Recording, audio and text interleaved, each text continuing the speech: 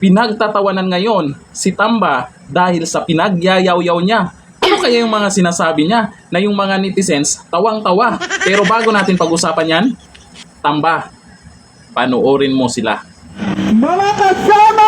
Lagot ka. Nandyan na sila sa harap ng House of Representatives pala. Nandyan na. Parami ng parami na. Meron pa ngayon.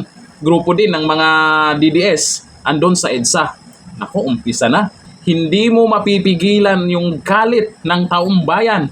Dahil dito sa administrasyon talaga ngayon, naglabasan ang mga magna.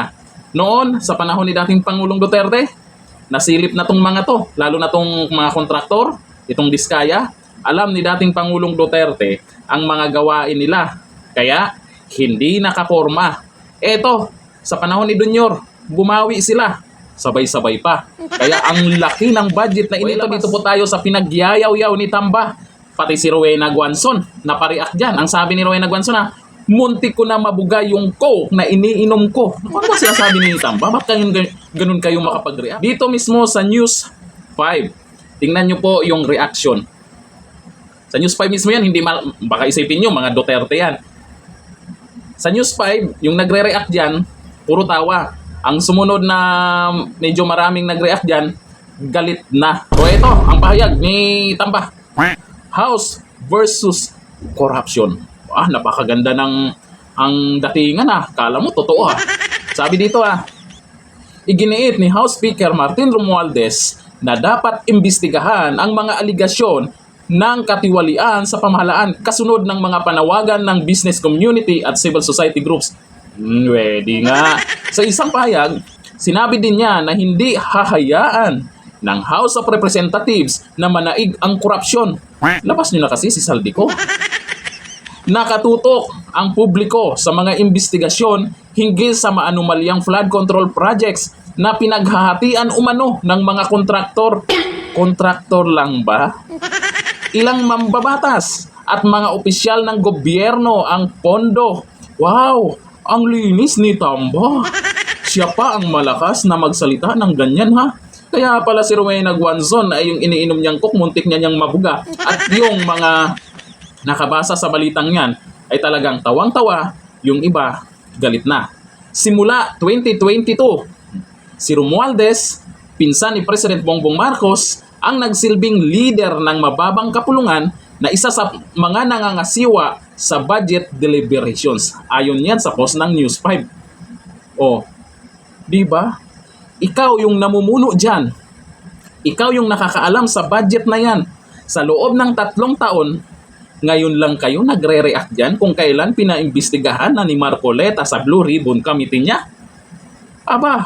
Ang linis nyo talaga. Kaya yung tagapagtanggol nila, hirap na. Kasi kung ikaw naman, galit na yung karamihan dito sa nangyari sa korupsyon ngayon, sa Diskaya. Unang-una dyan sa nag-viral, itong pamilyang Diskaya. Galit ka sa mga magna. Paano mo mababanatan itong Diskaya kung kaalyado naman ni Dunyor at ngayon mismo nakakuha ng malaking budget sa flood control sa panahon ng iniidolo nyo? Paano nyo maipagtanggol yan? Turo na naman kay Duterte yan. Sa panahon ni Duterte, nakaporma ba tong mga to? Yung mga kontraktor, mula pa sa panahon ni Aquino, meron na yan. Sa panahon ni dating Pangulong Duterte, meron na yan.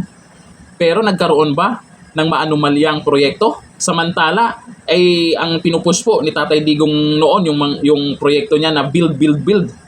Tuloy-tuloy yung paggawa at nakikita. Ngayon, anyari ngayon, tuloy-tuloy ang nakaw, walang nakikita. Yan ang kaibahan.